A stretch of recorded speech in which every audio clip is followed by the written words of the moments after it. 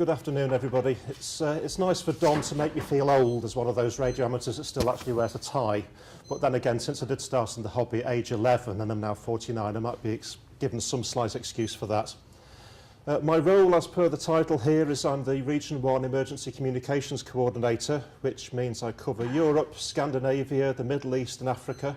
All very different countries, but with their own different issues, but a very common thread that in 42 of those countries there are over 10,000 radiometers declared as being involved in some form of emergency communications activity. What I want to discuss today is how that can be relevant to you, no matter what country you might come from. And I've put on the end the sort of philosophical question of why me. I'm not an actor, but if you try and do that in various different thoughts of the why you, why me this time, we'll go through that on each slide. Now, we've heard so far this afternoon some great definitions of different parts of the hobby. For contesting, the definition is to improve your station, and to win, for DXing, it's that new activation and putting somewhere new online.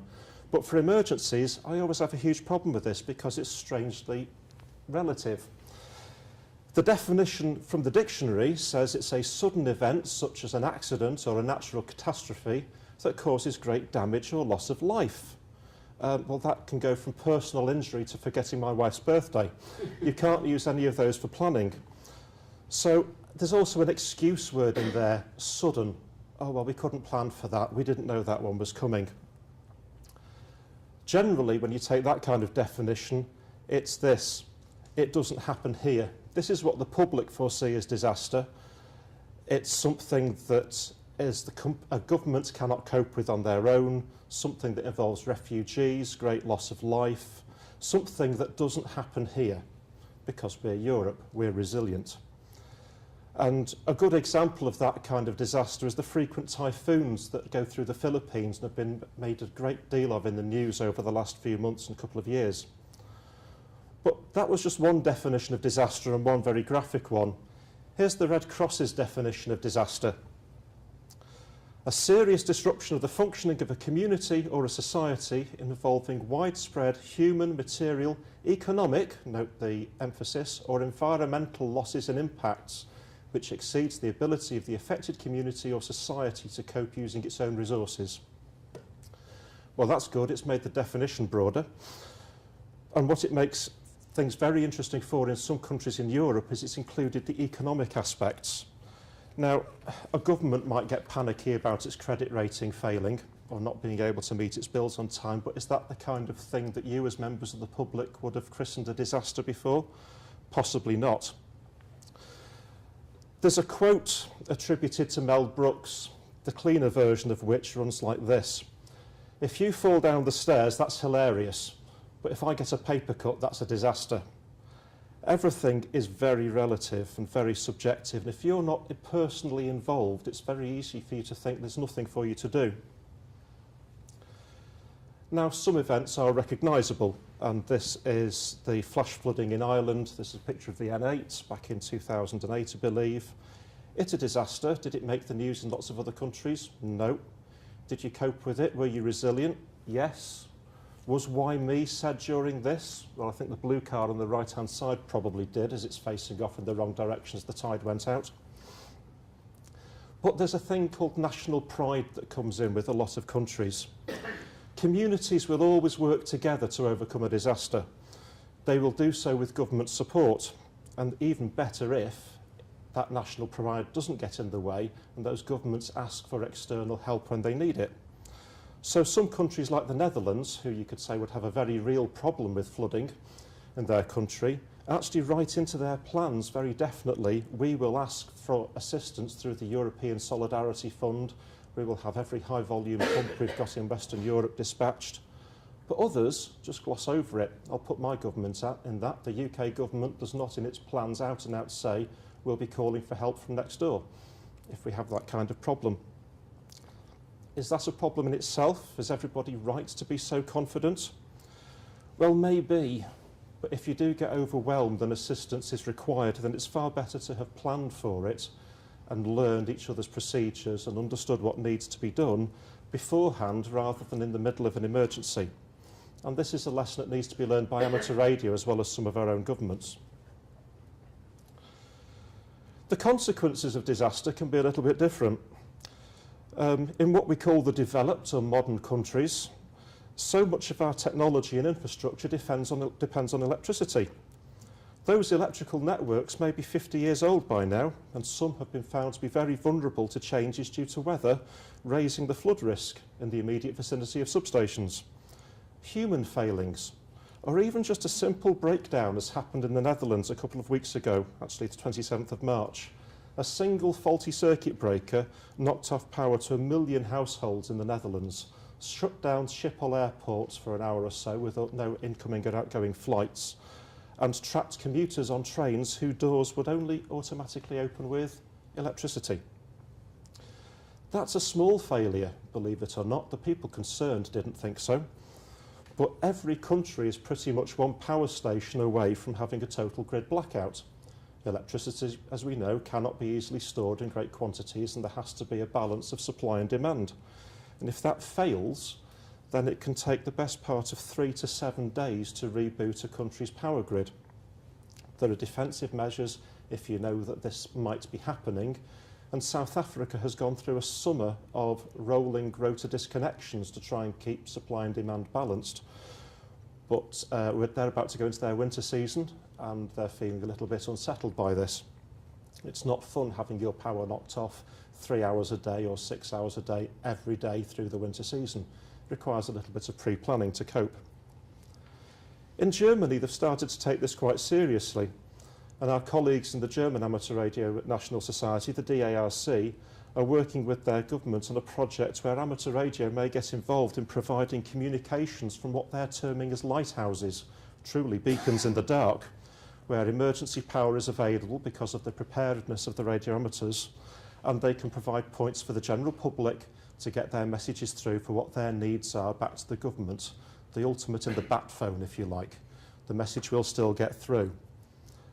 How does that relate possibly to that definition of disaster before? Well, let's just throw the financial aspect in, because this shocked me when the Germans put it up. 430 million euros an hour is lost if Germany goes dark.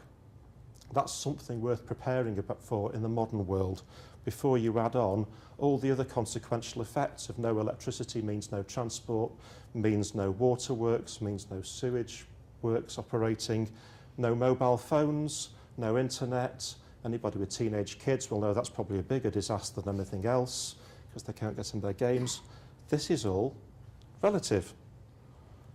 But what will you've come across before is amateur radio's long tradition of helping societies recover after disasters. And it's been going for a long time, long before 9/11. First recorded amateur radio involvement in emergency comms was back in the 1930s. Raynet in the UK and the Dutch interest came out of the North Sea floods in 1953, and so on.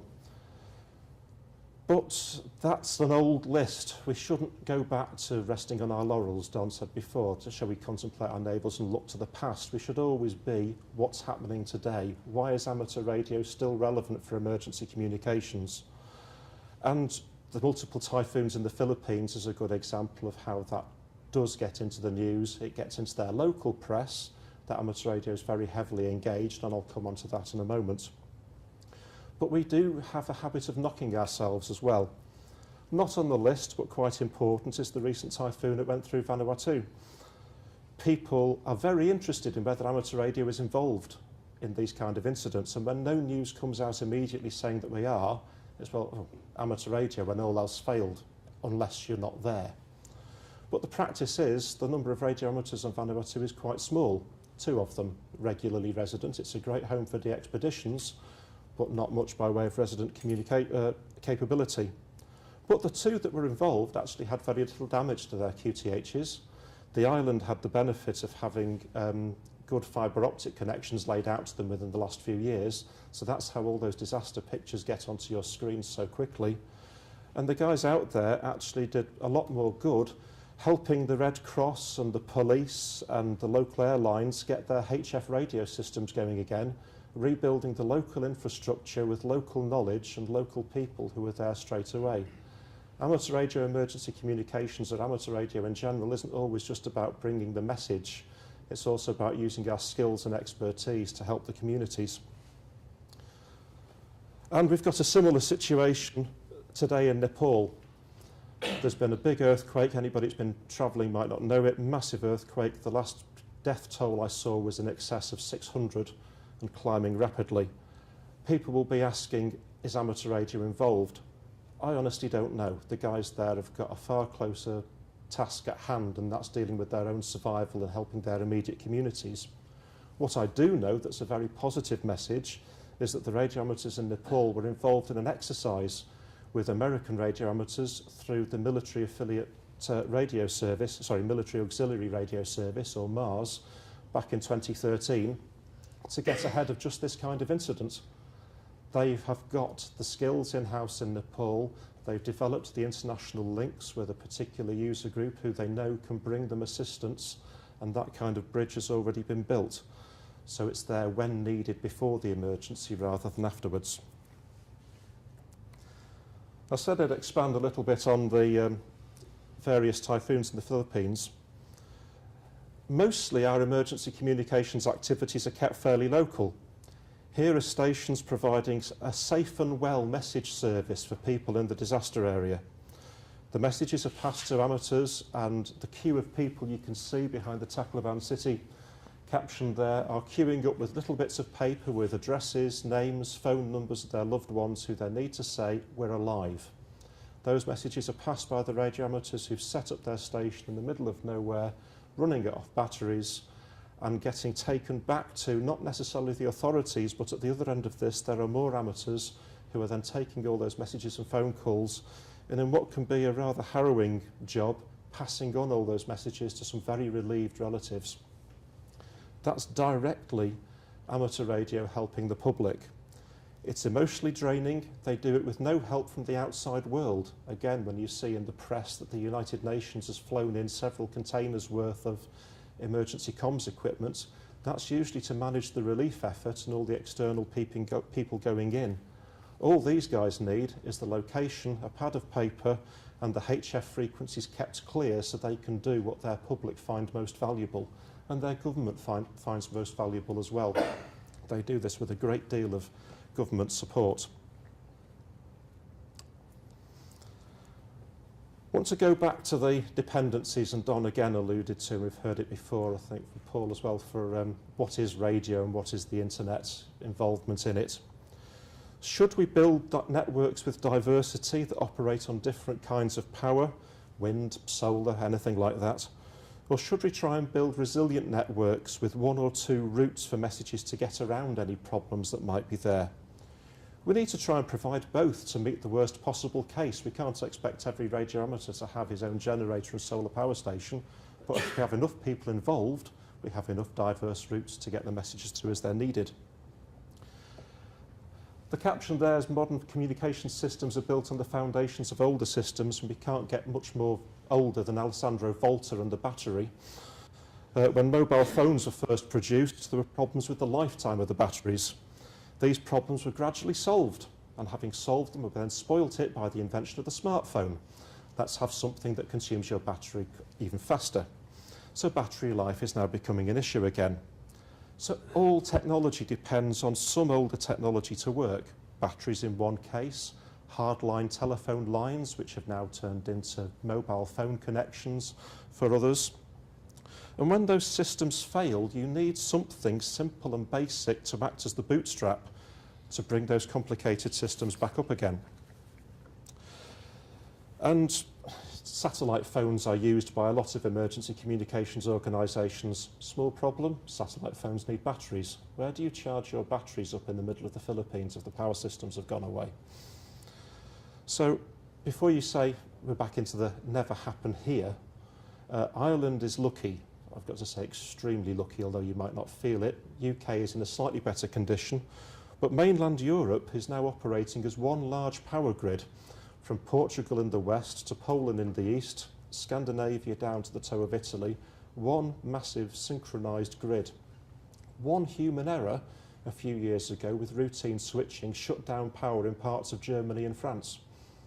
because the system was that interconnected, a failure affected 2 countries at least, and it started to get into Italy as well before it was finally arrested. Accidents happen. We always try and learn from them, but whenever you get a complex network, the other certainty, and I wish we could get this one copyrighted as a law, is that it was always find a new way to break it. It may be an accident, it may be a complex computer control that's not been thoroughly checked, or it could just be as simple as terrorism and somebody figuring out where to unplug something to cause untold misery. Threats change. This is something we should never consider that our work's done. There's also a new threat to come along, and just because something's seen as low risk, who would have thought, for example, that the Chelyabinsk meteorites would actually have injured thousands of people from debris from flying glass? That kind of lesson is supposed to get picked up and built into new systems, and do we need to pay any attention to this? And this morning I took a walk around Kilkenny Market, as everybody was still waking up from the Friday night before, and admired the great feats of structural glass that cover over Kilkenny Market Cross. So some lessons are learned and some aren't. But suppose that did happen here. Communication systems, as we know it, would get overwhelmed as everybody goes onto Twitter and Facebook to post the pictures of it. But where would the government get their trusted damage reports from? And how would that communications overload be handled? In the Philippines, they actively use, or the affected people actively use, cell phones and social media to send messages after the typhoon hits, and these are used by some relief organisations to pick up what they need as information on the ground. But it always needs to be verified, and there's got to be some kind of sieve. But in some countries, like the USA, amateur radio is used to gather damage reports in a very fixed format, which can be relayed back to the emergency services, because there's a network of trust being developed, and trust is very important. Social media can provide a lot of information, but amateur radio can provide good quality information with the right trained people and the right networks in place. And that's a good service offering we can give to emergency planners. So, this audience participation again, this is a risk you might be more familiar with. Everybody knows about the sun. We love this one. Amateurs know all about the effects of solar storms on propagation, but not so much maybe about the effects on GPS systems, power systems, communications. The biggest perceived risks from emergency planners is damage to power grids from a CME hitting the Earth's atmosphere, lots of currents induced, burning out transformers. But the network operators have learned from this. It happened back in the 80s in Quebec, and they've adapted their systems, and they will smile and tell you that they've adapted and have found ways of running the grid through that kind of event. But what kind of event causes those kind of burnouts? Well, the planning event, the current planning event, a 1 in 100 year event, is a coronal mass ejection that was last seen back in 1859. Known as the Carrington event, it triggered auroral displays as far south as the Caribbean, but it predated much of the technology we take for granted today. So there was no radio system, there were no power grids. What there were wired telegraphy stations, and the report from 1859 that said several of those caught fire as a result of the induced currents has got people getting a little concerned. If that happened to 1859 technology, what would that kind of strike do to technology today?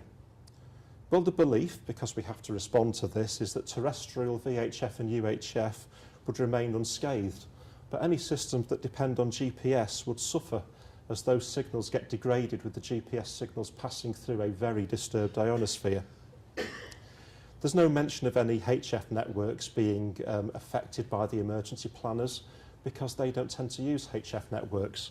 It will be a different case in the United States, where they still make heavy use of HF nets for their emergency response. But in Europe, with smaller countries, this doesn't tend to come onto our radar much. But why has this suddenly become a focus? Well, it's that financial thing again that evaded people's notice when they tried to define disasters. The reckoning is that 6 to 7% of European gross domestic product is dependent on GPS systems. So you can just rack that one up in billions of euros for a disturbed GPS. It might not seem so much fuss that you don't get your Amazon order delivered to your road on time because the driver can't find his way through GPS. But those GPS signals are also used to lock an awful lot of electrical networks together for their protection systems. Financial systems are locked together on timing from GPS master standards. So the message needs to be driven home because, again, people have rushed after a technology like the under-11 football team on a football pitch. GPS is good. We'll use GPS for our time locks for everything. But if you lose the GPS, what does your system do? People have become very dependent on a single system for operation. I want to reinforce at this point what we can do to mitigate some of those problems we face. Amateur radio can provide a strong, decentralised, resilient network, and we have the technology to do it. If anything, it's inbred in us. You can't find many people more independent than radio amateurs. We can provide that basic network, that bootstrap network, to bring up the systems that everybody else is depending on. And we are doing that with newer technology. Mention was made before about the Hamnet network. Search on the internet, look up HSMM for an earlier incarnation of it as high-speed multimedia. Or if you look up FeedNet, you'll find a microwave network currently being operated in the United Kingdom on 2.4 gigahertz across the Firth of Forth at the request of the local government there by the local RayNet group to provide them with a backbone internet replacement service should it be needed or when their own systems get overloaded. So we can do that. We can also act as the glue to tie together users of lots of different radio services. We don't have enough people, let's be ruthless, to put a radio amateur with every guard, with every ambulance driver, with every fireman to totally replace the networks. But we can provide an overlay network that will let smaller networks join together. And finally, we can link voluntary agencies to professional services. This is much more of a problem on mainland Europe, where there was a rush to use Tetra-based digital services that put all the emergency services onto a single network at a cost. And the voluntary sector can't afford to go on those networks. It's like having a mobile phone contract on steroids. You buy the phone, you don't get it worked into your monthly rental, you're charged for every call. But we can provide links between the professional services on those networks out to the Red Cross, the Civil Defence and other networks that maybe can't afford to be on them. But whenever we try and do all this, we have to stay within the terms of our radio licences. I've gone down the kind of levels of disaster that might be experienced, but I said this was very relative and very personal. And sometimes in ARRL or Australian reports on the web, you'll notice radio amateurs being first on the scene of a car accident, or being the person that calls in the professionals for somebody who's been found with a broken leg on the Appalachian Trail. They're just in the right place at the right time. It's what radio amateurs can be because we have lives and hobbies and drive around and have all this radio kit in our cars. Sometimes, though, it could just be a flat tyre. But in the middle of nowhere, and when I drove across here from Dublin last night, while I admire the motorway system and how smooth it was, it did seem rather underused. And I'm sure if somebody had got a flat tyre and had got two kids in the back and there was no way of getting a call out, I might have been appreciated for my services. What I wanted to do with this slide was do a comparison of a major mobile phone network and their coverage against what amateur radio can do. But I thought that was a little unfair, because we have massive powers available to us by comparison to what the mobile operators and private mobile radio operators can do. This is what SEARG can do with one 70cm repeater on Mount Leinster. Not 100% coverage, but coverage at the right place at the right time to the right people with the right kit off one station. Whereas a major mobile phone network operator, since we're being recorded I can't name them, has holes in their services and does that with several thousand base stations, each run off normal mains electricity, maybe if you're lucky with a car battery at the bottom to act as a bit of an uninterruptible power supply. We have massive advantages because of the technology we can bring to bear. So at this point I'm hoping you're asking, what can I do? Nothing you haven't heard already through the course of the afternoon. Be an active radio amateur, stay interested in the hobby, get involved in DXing, it gives you skills, it encourages you to improve your station. When you're driving around, monitor the repeater or monitor the calling channels. Go out for outdoor operations, operate off a hilltop. It's great to have a low noise environment where you know you can communicate with somebody in your country or the far side of the planet off a really simple system. Politically correct, I've got to say, and follow the band plans while you're doing all this. Because it helps advance the state of the art. It provides the big pool of radiometers that the governments like to see, and I'll come to the reason why in a moment, to say they have a pool of this trained resource that can get them out of a hole when it all goes wrong. Now in Spain, the government uses amateur radio as a bit of a training pool, and they pull out of that an auxiliary service called REMA, who provide radio emergency operations. They operate a bit like Mars does in the States, outside of the amateur bands. They can operate within it though, but the government knows that by using amateur radio as a recruiting pool, they can get those people in to a service that then backs up their civil defence, gets involved in events, and provides them with a diverse and resilient means of communication driven by competent people. And anybody with an amateur radio licence has therefore now completed stage 1 of training for AREN, the Emergency Communications Network in Ireland. Couldn't be any harder than that, could it? So how do we help by that? Well, there's the summary. This is the elevator pitch when somebody says, what does amateur radio do for the community? We provide that trained pool of volunteer, read willing, radio operators, technicians and engineers who can use their considerable skills, let's not overestimate or underestimate, sorry, the skills in bouncing a signal off the moon, talking to the ISS and pointing a satellite beam in the correct direction. We can do that, and, violent agreement with Don again, not everybody has to be in AREN. You're lucky in Ireland, as in the UK, as in lots of countries, it's not mandated that to be a radio amateur you have to be a member of your national society. It's not mandated, as it is in one country in my region, that to pass emergency communications traffic you must be a member of the recognised emergency communications body. So everybody has a role, because the lady at the side of the motorway with the screaming kids and the flat tyre, she's not going to care whether you're in AREN or not. You're somebody who can help, and you're the positive face of amateur radio while we're doing that. So if you get caught in this, let's keep the why me theme. You are now the person at the pointy end. The emergencies happen to you. What can you do? Well, it's all relative. If you're in that position and you're not an active emergency comms person, this is the basic guidance. Keep calm. You're at the pointy end, or you might be taking the message, as again we see in the amateur radio press from time to time, for maritime mobile stations that are in difficulty, and for whatever reason the only place they can get a distress call out is on 20 metres. If you're on the receiving end, keep calm. The other guy is having a far worse time than you are.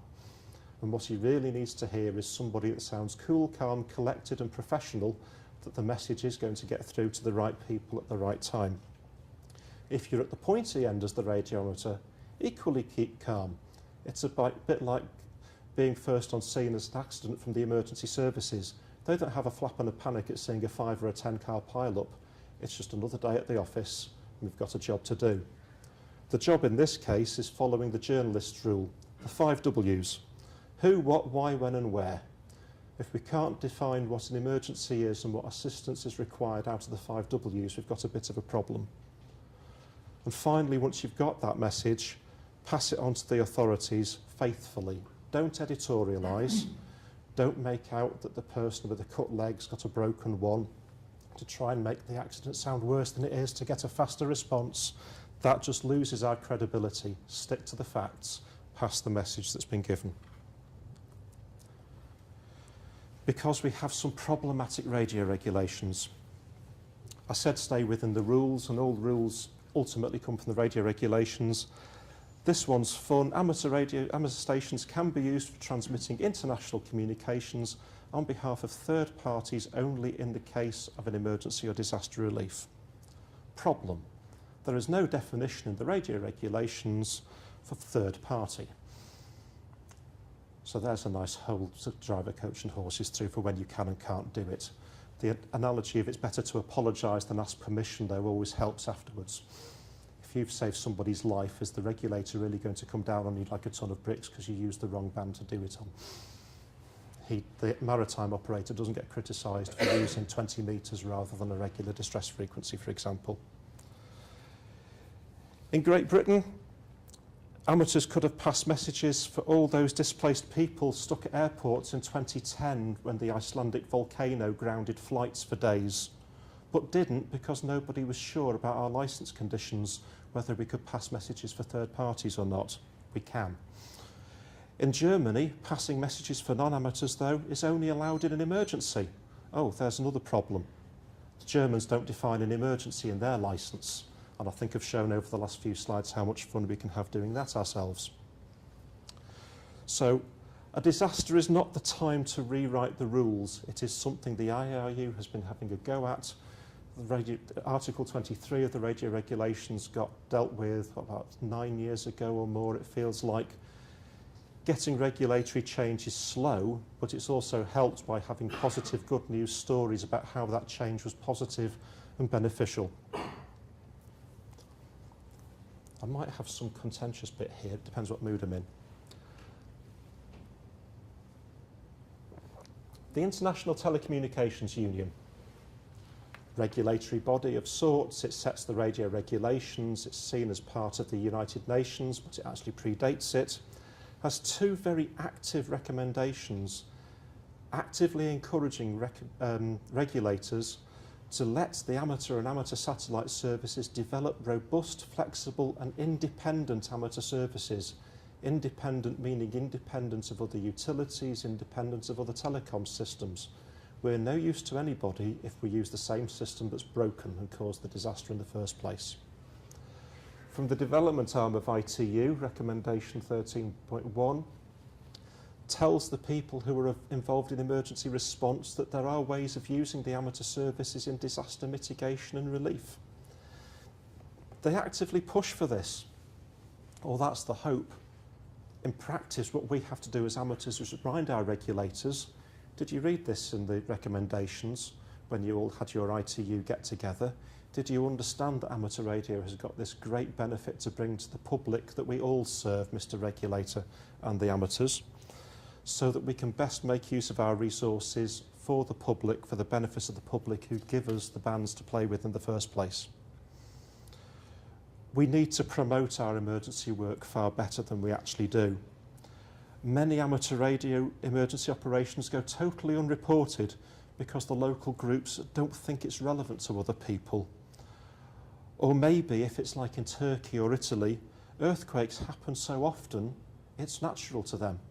An earthquake turnout and the deployment of amateur radio doesn't make the news. And yet in practice, for a lot of earthquake turnouts in Italy, radio amateurs are sent into the field to act as the red phone, the backup phone, in case the comms systems fail. The Italian government has actively sponsored mobile comms stations for their emergency comms group, fully kitted out with data and voice capabilities, so they pre-position them ready just in case the system falls over. So no event is, again, repeated theme, getting the clue now, no event is too small to learn from for whatever kind of emergency. There was a pickup in some regards for international emergency communications following the Pacific Ocean tsunami over 10 years ago. And out of that came the Global Amateur Radio Emergency Conference that followed on from the Tampere Convention, and there was a request to get some common centres of activity defined for emergencies. Because, again, we don't want to be making things up as we go along. It's nice to know as emergency communicators in Region 1, and that is region specific, if you go to those frequencies, you're more likely to find emergency communicators working the emergency. And we extend the same privilege out to slow scan TV and various other specialist modes. Those are not, and again for the benefit of the recording, these are not absolute frequencies, they are centres of activity. So if we have something kick off and 14300's occupied, the emergency communicator should find the closest clear frequency to that and set up shop. The hope is, of course, that once the emergency is announced and declared and shared as widely as possible through the services that are still available, that the rest of the community will cut us some slack in the same way as it happens with other aspects of the hobby. It's a bit of live and let live. Here is something positive happening for amateur radio. Please give us the clear place to work. But would we use those international frequencies? Well, the accusation from some countries is, well, we never would. Our country's not big enough. But some of them are. And sometimes, even with a small country, the needs of the communications services are greater than you can support off VHF and UHF alone. So some years ago I heard that the Mexicans, if a hurricane goes into Mexico in the northern half of the country, I usually get this wrong, there is a strong VHF and UHF network. All is right with the world. In the southern half, for whatever reason, they depend on 80 metres. 80 metres is not the best all 24-hour band for any kind of communications. So they have a nice arrangement with Cuba. They know each other's procedures, they share a language, and if a hurricane goes into that part of the area, the surrounding Spanish-speaking countries fill in the propagation gaps because they've worked with each other and trained. So yes, it's a national emergency, but it doesn't stop international support from radiometers in providing relay links for messages within that country that's affected. However, 99.9% of the time I'll hope to say that you're more likely in Ireland to hear emergency communications on these VHF and UHF frequencies. They're probably public service events. As Don alluded to before, not everything has to be an emergency. All teams need to be developed and trained, and public service events, horse rides, half marathons are all excuses for emergency communicators to go out, play in a different environment, work alongside their served agencies, the police, the fire, the voluntary aid societies, and depending on the level of use in each country, some countries define frequencies in their band plans, some are a bit more make it up as we go along and start on the calling channel and we'll find a clear one from there. But for Ireland, these are the appropriate frequencies where you'll hear RN operations taking place. So heading towards the end, how can you help? Well, it is one of the more public and regulator-facing aspects of the hobby. So active support of RN would always be appreciated. Everybody needs more volunteers, no matter what the service is. I can also see roles, though, for the home-based operators as much as the young operators that like to climb mountains and put up repeaters in the middle of nowhere. You don't have to be that mobile, as I think the Cuba and Mexican example reveals as well. But even if you're not an active volunteer, could we still just have your understanding? You now know the 5 Ws. You now know the frequencies that exist in Ireland. You also could possibly monitor your local repeaters. Have some understanding of what emergency communications is all about and help us deliver that service. What does the IARU do to do this? Well, we provide a forum to allow national emergency coordinators like John, EI7IG, who's now in the room keeping an eye on me, ably assisted by Connor, EI4JN, to share information, to learn from other people's incidents and disasters. We try and bring people together with shared problems to work together.